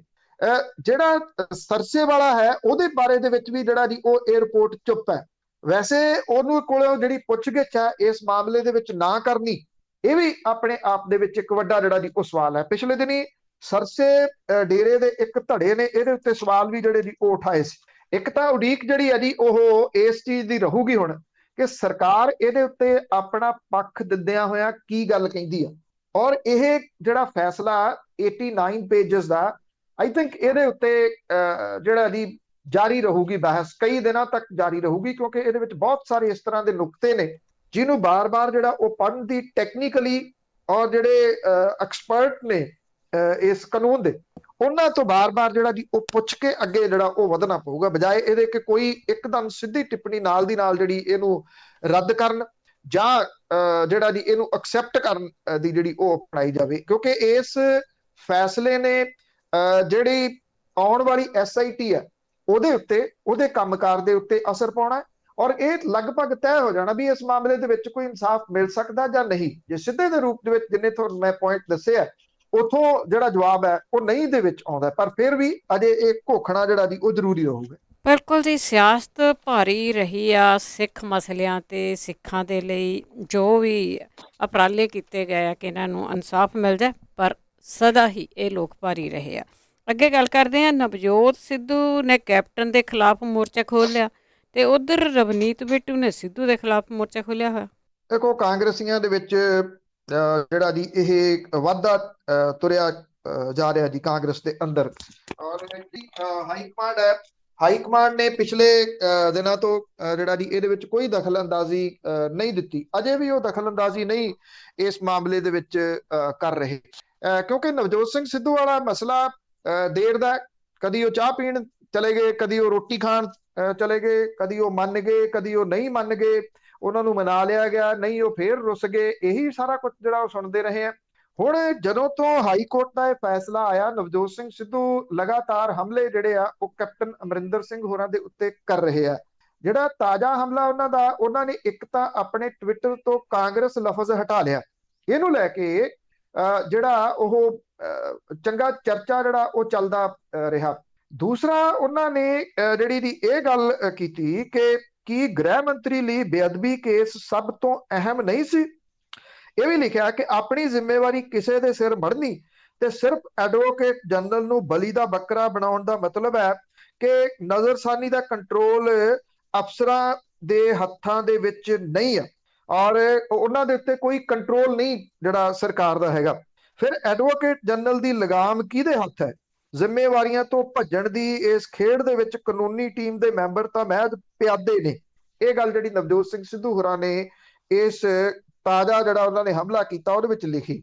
ਕੈਪਟਨ ਅਮਰਿੰਦਰ ਸਿੰਘ ਹੋਰਾਂ ਦਾ ਨਾਮ ਤਾਂ ਨਹੀਂ ਲਿਖਦੇ ਹੋ, ਗ੍ਰਹਿ ਮੰਤਰੀ ਕਹਿੰਦੇ ਨੇ, ਗ੍ਰਹਿ ਮੰਤਰਾਲਾ ਕੈਪਟਨ ਅਮਰਿੰਦਰ ਸਿੰਘ ਹੋਰਾਂ ਦੇ ਕੋਲ ਹੈ, ਇਸ ਕਰਕੇ ਸਿੱਧਾ ਨਿਸ਼ਾਨਾ ਕੈਪਟਨ ਅਮਰਿੰਦਰ ਸਿੰਘ ਹੋਰਾਂ ਦੇ ਉੱਤੇ ਹੀ ਨਵਜੋਤ ਸਿੰਘ ਸਿੱਧੂ ਹੋਰਾਂ ਨੇ ਇੱਕ ਤਰੀਕੇ ਨਾਲ ਲਾਇਆ। ਜਿਹੜੇ ਲੋਕ ਨੇ ਉਹਨਾਂ ਨੇ ਇਹਦੇ ਵਿੱਚ ਨਵਜੋਤ ਸਿੰਘ ਸਿੱਧੂ ਹੋਰਾਂ ਦੀ ਵਾਹਾਵਾਹੀ ਜਿਹੜੀ ਉਹ ਨਹੀਂ ਹੋਈ, ਕੁਛ ਹੋਈ ਹੈ, ਬਹੁਤੀ ਆਲੋਚਨਾ ਵੀ ਉਹਨਾਂ ਦੀ ਜਿਹੜੀ ਹੋਈ ਆ। ਬਹੁਤੇ ਲੋਕ ਇਹ ਸਵਾਲ ਖੜੇ ਕਰ ਰਹੇ ਆ। ਆਪਾਂ ਇੱਥੇ ਇਹ ਗੱਲ ਬੜੀ ਜਿਹੜੀ ਉਹ ਕਰਦੇ ਰਹੇ ਆ, ਮੈਂ ਬੜੇ ਜ਼ੋਰਦਾਰ ਕਈ ਵਾਰੀ ਜਿਹੜੀ ਦੀ ਇਹ ਗੱਲ ਉਠਾਈ ਕਿ ਜੇ ਸਿੱਧੂ ਸਾਹਿਬ ਇੰਨਾ ਲੰਮਾ ਸਮਾਂ ਚੁੱਪ ਰਹਿਣਗੇ ਤੇ ਇਹ ਉਹਨਾਂ ਨੂੰ ਸਿਆਸੀ ਤੌਰ ਦੇ ਉੱਤੇ ਨੁਕਸਾਨ ਕਰੂਗਾ, ਕਿਉਂਕਿ ਸਿਆਸਤ ਦੇ ਵਿੱਚ ਐਡੀ ਲੰਮੀ ਚੁੱਪ ਜਿਹੜੀ ਆ ਉਹ ਬੜੇ ਸਾਰੇ ਸਵਾਲ ਖੜੇ ਕਰ ਦਿੰਦੀ ਆ। ਅਕਸਰ ਉਹ ਹੋ ਰਹੇ ਨੇ, ਲੋਕ ਇਹ ਪੁੱਛਦੇ ਆ ਕਿ ਤੁਸੀਂ ਵੀ ਇੰਨੇ ਸਾਲ ਪਹਿਲਾਂ 2 ਸਾਲ ਕਿੱਥੇ ਸੁੱਤੇ ਰਹੇ? ਜੇ ਤੁਸੀਂ ਅਹੁਦਾ ਛੱਡਿਆ ਸੀ ਤਾਂ ਉਦੋਂ ਫਿਰ ਤੁਰੰਤ ਤੁਸੀਂ ਐਕਟਿਵ ਕਿਉਂ ਨਾ ਹੋਏ? ਹੁਣ ਤੁਸੀਂ ਬੋਲਣ ਲੱਗ ਗਏ ਜਦੋਂ ਇਲੈਕਸ਼ਨਾਂ ਦਾ ਵਰ੍ਹਾ ਆ ਗਿਆ। ਜਿਹੜੇ ਰਵਨੀਤ ਸਿੰਘ ਬਿੱਟੂ ਆ, ਉਹਨੇ ਜਿਹੜਾ ਵੀ ਸਵਾਲ ਉਠਾਏ ਨਵਜੋਤ ਸਿੰਘ ਸਿੱਧੂ ਹੋਰਾਂ ਦੇ ਉੱਤੇ, ਔਰ ਇਹ ਗੱਲ ਜਿਹੜੀ ਜੀ ਕਹੀ ਕਿ ਇਹ ਉਹ ਸਰਦਾਰ ਜੀ ਨੇ ਜਿਹੜੇ ਪਹਿਲਾਂ ਦੂਜਿਆਂ ਦੇ ਵਾਸਤੇ ਠੋਕੋ ਤਾਲੀ ਕਹਿ ਕੇ ਸੱਤਾ ਦਾ ਆਨੰਦ ਲੈਂਦੇ ਰਹੇ, ਹੁਣ ਭੱਜਣ ਦੀ ਤਿਆਰੀ ਦੇ ਵਿੱਚ ਨੇ। ਰਵਨੀਤ ਸਿੰਘ ਬਿੱਟੂ ਹੋਰਾਂ ਨੇ ਆਪਣੇ ਸੋਸ਼ਲ ਮੀਡੀਆ ਦੇ ਰਾਹੀਂ ਇਹ ਗੱਲ ਕਹੀ ਆ ਕਿ ਸਰਕਾਰ ਸਾਰਿਆਂ ਦੇ ਫੈਸਲੇ ਦੇ ਉੱਤੇ ਚੱਲਦੀ ਆ, ਕਿਸੇ ਇੱਕ ਬੰਦੇ ਦੀ ਜ਼ਿੰਮੇਵਾਰੀ ਨਹੀਂ ਹੁੰਦੀ। ਜਿਹੜਾ ਭੱਜਦਾ ਭੱਜ ਜਾਏ। ਕੈਬਨਿਟ ਨੂੰ ਜਨਤਾ ਦੇ ਵਿੱਚ ਜਾ ਕੇ ਸਰਕਾਰ ਦੀ ਸਥਿਤੀ ਸਾਫ਼ ਕਰਨੀ ਚਾਹੀਦੀ ਹੈ। ਬਿੱਟੂ ਨੇ ਇਹ ਗੱਲ ਕਹੀ ਕਿ ਉਹਨੇ ਜਿਹੜੇ 16 ਦੇ ਵਿੱਚ ਦੂਜੇ ਰਾਜਾਂ ਦੇ ਵਿੱਚ ਜਾ ਕੇ ਇਸੇ ਕੇਂਦਰ ਦੇ ਸਰਕਾਰ ਦੀ ਕੰਪੇਨ ਕਰਦੇ ਸੀ, ਠੋਕੋ ਤਾਲੀ ਕਹਿੰਦੇ ਸੀ। ਨਵੰਬਰ 16 ਦੇ ਵਿੱਚ ਇਹਨਾਂ ਨੇ ਕਾਂਗਰਸ ਪਾਰਟੀ ਜੁਆਇਨ ਕੀਤੀ, 4.5 ਸਾਲ ਕਾਂਗਰਸ ਦੇ ਵਿੱਚ ਰਹੇ, ਅਜੇ ਵੀ ਇੱਥੇ ਹੀ ਨੇ। ਇਹ ਕਿਹਾ ਕਿ ਛੱਡ ਕੇ ਭੱਜਣ ਵਾਲੇ ਨੂੰ ਲੋਕ ਲੀਡਰ ਨਹੀਂ ਕਹਿੰਦੇ, ਲੀਡਰ ਉਹ ਆ ਜਿਹੜਾ ਉਸ ਘੜੀ ਦੇ ਨਿਕਲਣ ਦੇ ਉੱਤੇ ਵਿਚਾਰ ਕਰੇ। ਭੱਜਦੇ ਤਾਂ ਕਾਇਰ ਨੇ, ਭੱਜਣ ਦੇ ਨਾਲ ਕੁਝ ਨਹੀਂ ਜਿਹੜਾ ਜੀ ਉਹ ਬਣਨਾ। ਉਧਰ ਜਿਹੜੇ ਰਾਜਕੁਮਾਰ ਵੇਰਕਾ ਨੇ, ਉਹਨਾਂ ਨੇ ਇੱਕ ਚਿੱਠੀ ਜਿਹੜੀ ਆ ਉਹ ਹਾਈ ਕਮਾਂਡ ਨੂੰ ਲਿਖੀ ਹੈ। ਹਾਈ ਕਮਾਂਡ ਨੂੰ ਇਹ ਆਖਿਆ ਗਿਆ ਕਿ ਹਾਈ ਕਮਾਂਡ ਇਹਦੇ ਵਿੱਚ ਦਖਲ ਦੇਵੇ, ਦਖਲ ਦੇ ਕੇ ਇਸ ਜਿਹੜੀ ਇਹ ਚੱਲ ਰਹੀ ਰਾਜਨੀਤੀ ਆ ਇਹਦੇ ਵਿੱਚ ਜਿਹੜੇ ਦੋਸ਼ ਲੱਗ ਰਹੇ ਆ ਉਹਨੂੰ ਠੱਲੇ, ਨਹੀਂ ਤਾਂ ਕਾਂਗਰਸ ਨੂੰ ਜਿਹੜਾ ਉਹ ਨੁਕਸਾਨ ਹੋ ਜਾਣਾ। ਇਸ ਮਾਮਲੇ ਦੇ ਉੱਤੇ ਚਾਹੇ ਹਾਈ ਕੋਰਟ ਵਾਲਾ ਮਾਮਲਾ ਚਾਹੇ ਇਹ ਮਾਮਲਾ, ਅਜੇ ਤੱਕ ਮੁੱਖ ਮੰਤਰੀ ਹੋਰਾਂ ਨੇ ਚੁੱਪ ਧਾਰੀ ਹੋਈ ਆ। ਮੁੱਖ ਮੰਤਰੀ ਹੋਰਾਂ ਦੀ ਚੁੱਪ ਦੇ ਨਾਲ ਨਾਲ ਇੱਕ ਉਹ ਗਰੁੱਪ ਜਿਹੜਾ ਮੁੱਖ ਮੰਤਰੀ ਹੋਰਾਂ ਦੇ ਪੱਖ ਦਾ ਹੈ, ਜਿਹਦੇ ਚ ਸੁਖਜਿੰਦਰ ਸਿੰਘ ਰੰਧਾਵਾ, ਤ੍ਰਿਪਤ ਰਜਿੰਦਰ ਸਿੰਘ ਬਾਜਵਾ, ਸੁਖਵਿੰਦਰ ਸਿੰਘ ਸੁੱਖ ਸਰਕਾਰੀਆ, ਕਿਤੇ ਕਿਤੇ ਚਰਨਜੀਤ ਚੰਨੀ, ਇਹ ਸਾਰੇ ਜਦੋਂ ਕਿਤੇ ਮੁੱਖ ਮੰਤਰੀ ਹੋਰਾਂ ਦੇ ਉੱਤੇ ਕੋਈ ਸਿਆਸੀ ਹਮਲਾ ਕਰਦਾ ਸੀ ਤੇ ਛਾਲਾਂ ਮਾਰ ਕੇ ਮੂਹਰੇ ਆ ਕੇ ਸਾਂਝਾ ਬਿਆਨ ਜਾਰੀ ਕਰਦੇ ਹੁੰਦੇ ਸੀ। ਚੁੱਪ ਇਹ ਵੀ ਬੈਠੇ ਆ, ਬੋਲ ਇਹਨਾਂ ਦੇ ਵਿੱਚੋਂ ਵੀ ਕੋਈ ਨਹੀਂ ਰਿਹਾ। ਕਾਂਗਰਸ ਦੇ ਅੰਦਰ ਦੀ ਜਿਹੜੀ ਸਥਿਤੀ ਆ ਉਹ ਅਜੀਬੋ ਗਰੀਬ ਜੀ ਬਣੀ ਹੋਈ। ਬਿਲਕੁਲ ਸਦਾ ਹੀ ਇਹਨਾਂ ਦਾ ਕਾਟੋ ਕਲੇਸ਼ ਅੰਦਰ ਪਿਆ ਰਹਿੰਦਾ, ਬੇਸ਼ੱਕ ਧੋ ਦਿੱਤੇ ਗਏ ਆ ਪੂਰੇ ਦੇਸ਼ ਦੇ ਵਿੱਚੋਂ। ਅੱਗੇ ਗੱਲ ਕਰਦੇ ਹਾਂ, ਕਿਸਾਨੀ ਮੋਰਚੇ ਦੇ ਵਿੱਚ ਇੱਕ ਅਜੀਬ ਵਧੀਆ ਸੋਹਣਾ ਰੰਗ ਦੇਖਣ ਨੂੰ ਮਿਲ ਰਿਹਾ ਹੈ। ਔਰਤਾਂ ਦੇ ਵਿੱਚ ਬਸੰਤੀ ਚੁੰਨੀਆਂ ਦਾ ਰੰਗ ਵਾਪਸ ਆਇਆ। ਬਿਲਕੁਲ ਜੀ, ਬੜੀ ਦੇਰ ਤੋਂ ਬਾਅਦ ਹੈ ਇਹ ਕਿ ਇਹ ਇੱਕ ਜਿਹੜੀ ਚੇਂਜਸ ਆ ਉਹ ਦੇਖਣ ਨੂੰ ਮਿਲ ਰਹੀ ਆ। ਆਪਾਂ ਬੜੀ ਵਾਰੀ ਇਹ ਗੱਲ ਕੀਤੀ ਆ ਕਿ ਇਸ ਕਿਸਾਨੀ ਸੰਘਰਸ਼ ਦੇ ਵਿੱਚ ਔਰਤ ਦੀ ਕੰਟਰੀਬਿਊਸ਼ਨ ਬਹੁਤ ਵੱਡੀ ਆ। ਪੰਜਾਬ ਹਰਿਆਣੇ ਦੀ ਖਾਸ ਤੌਰ ਤੇ ਪੰਜਾਬ ਤੋਂ ਇਹ ਜਾਗ ਜਿਹੜੀ ਸੀ ਉਹ ਲੱਗੀ, ਔਰ ਔਰਤਾਂ ਜਿਹੜੀਆਂ ਉਹਨਾਂ ਨੇ ਬਰਾਬਰ ਦੀ ਧਿਰ ਬਣ ਕੇ ਜਿਹੜੀਆਂ ਦੀ ਉਹ ਖੜੀਆਂ ਹੋਈਆਂ। ਚਾਹੇ ਉਹ ਘਰਾਂ ਦੇ ਕੰਮ ਨੇ, ਘਰਾਂ ਦੇ ਕੰਮਾਂ ਤੋਂ ਇਲਾਵਾ ਮੋਰਚਿਆਂ ਦੇ ਉੱਤੇ ਜਿੰਨੇ ਪੱਕੇ ਮੋਰਚੇ ਪੰਜਾਬ ਦੇ ਵਿੱਚ ਲੱਗੇ ਹੋਏ ਆ, ਸਿੰਘੂ ਟਿੱਕਰੀ ਸਰਹੱਦ ਦੇ ਉੱਤੇ ਜਿਹੜੀ ਔਰਤਾਂ ਦੀ ਗਿਣਤੀ ਜਿਹੜੀ ਉਹ ਜੇ ਬਿਲਕੁਲ ਬਰਾਬਰ ਦੀ ਨਹੀਂ ਬੰਦਿਆਂ ਦੇ, ਤੇ ਉਹਨਾਂ ਤੋਂ ਘੱਟ ਵੀ ਨਹੀਂ ਕਿਸੇ ਵੀ ਜਗ੍ਹਾ ਦੇ ਉੱਤੇ। ਜਿਹੜੇ ਪਹਿਰਾਵਾ ਹੈ ਜੀ ਉਹਦੇ ਵਿੱਚ ਵੀ ਅਜੀਬ ਤੇ ਵੱਡੀ ਤਬਦੀਲੀ ਜਿਹੜੀ ਆ ਉਹ ਵੇਖਣ ਨੂੰ ਮਿਲ ਰਹੀ ਆ ਪੰਜਾਬ ਦੇ ਵਿੱਚ। ਜਿੱਥੇ ਜਿਹੜਾ ਬਸੰਤੀ ਰੰਗ ਹੈ ਉਹ ਜਿਹੜਾ ਉਹ ਇੱਕ ਜ਼ਿੰਦਗੀ ਦਾ ਹਿੱਸਾ ਬਣਦਾ ਜਾ ਰਿਹਾ ਜੀ, ਕਿਉਂਕਿ ਜਿਹੜਾ ਬਸੰਤੀ ਰੰਗ ਹੈ ਉਹ ਕੁਰਬਾਨੀ ਦਾ ਸੁਨੇਹਾ ਦਿੰਦਾ। ਹਰਾ ਰੰਗ ਜਿਹੜਾ ਉਹ ਵੀ ਔਰਤਾਂ ਦੇ ਪਹਿਰਾਵੇ ਦੇ ਵਿੱਚ ਬਹੁਤ ਵੱਡੇ ਪੱਧਰ ਦੇ ਉੱਤੇ ਜਿਹੜਾ ਜੀ ਉਹ ਆ ਗਿਆ। ਖੇਤੀ ਕਾਨੂੰਨਾਂ ਦੇ ਖਿਲਾਫ ਦਿੱਲੀ ਮੋਰਚੇ ਨੇ ਜਿਹੜੇ ਔਰਤਾਂ ਦੇ ਰਹਿਣ ਸਹਿਣ ਤੇ ਪਹਿਰਾਵੇ ਦੇ ਤੌਰ ਤਰੀਕੇ ਜਿਹੜੇ ਆ ਉਹ ਬਦਲੇ ਆ। ਇਹਨਾਂ ਜਿਹੜੀਆਂ ਵਿਧਵਾ ਔਰਤਾਂ ਨੇ ਉਹਨਾਂ ਨੇ ਚਿੱਟੀ ਚੁੰਨੀ ਲਾਹ ਸੁੱਟੀ ਆ ਤੇ ਹੁਣ ਇਹ ਬਸੰਤੀ ਚੁੰਨੀ ਦੀ ਸ਼ਰਨ ਦੇ ਵਿੱਚ ਨੇ। ਕਮਲਪ੍ਰੀਤ ਕੌਰ ਜਿਹੜੀ ਉਹ ਹੁਣ ਸਿਰੋਂ ਬਸੰਤੀ ਚੁੰਨੀ ਨਹੀਂ ਲਾਉਂਦੀ, ਪਟਿਆਲਾ ਦੇ ਪਿੰਡ ਨਿਆਲ ਦੀ ਰਹਿਣ ਵਾਲੀ ਆ। ਉਹਨੇ ਕਿਸਾਨ ਜਥੇਬੰਦੀ ਦੇ ਲੋਗੋ ਵਾਲਾ ਸੂਟ ਵੀ ਡਿਜ਼ਾਈਨ ਕੀਤਾ। ਸਿੰਘੂ ਤੇ ਟਿੱਕਰੀ ਦੇ ਤੇ ਅਜਿਹੇ ਜਿਹੜੇ ਸੂਟ ਨੇ ਉਹ ਦੂਰੋਂ ਦਿਸਣ ਲੱਗ ਪੈਂਦੇ ਆ, ਜਿਹਦੇ ਵਿੱਚ ਵਿਸ਼ੇਸ਼ ਤੌਰ ਦੇ ਉੱਤੇ ਕਿਸਾਨ ਜਥੇਬੰਦੀ ਦੇ ਰੰਗਾਂ ਦੇ ਡਿਜ਼ਾਈਨ ਤੁਹਾਨੂੰ ਜਿਹੜੇ ਉਹ ਦਿਸਦੇ ਆ। ਪੰਜਾਬ ਦੇ ਸੱਭਿਆਚਾਰ ਦੇ ਵਿੱਚ ਇਹ ਨਵੇਂ ਜਿਹੜੀਆਂ ਦੀ ਉਹ ਚੀਜ਼ਾਂ ਆ ਰਹੀਆਂ ਨੇ।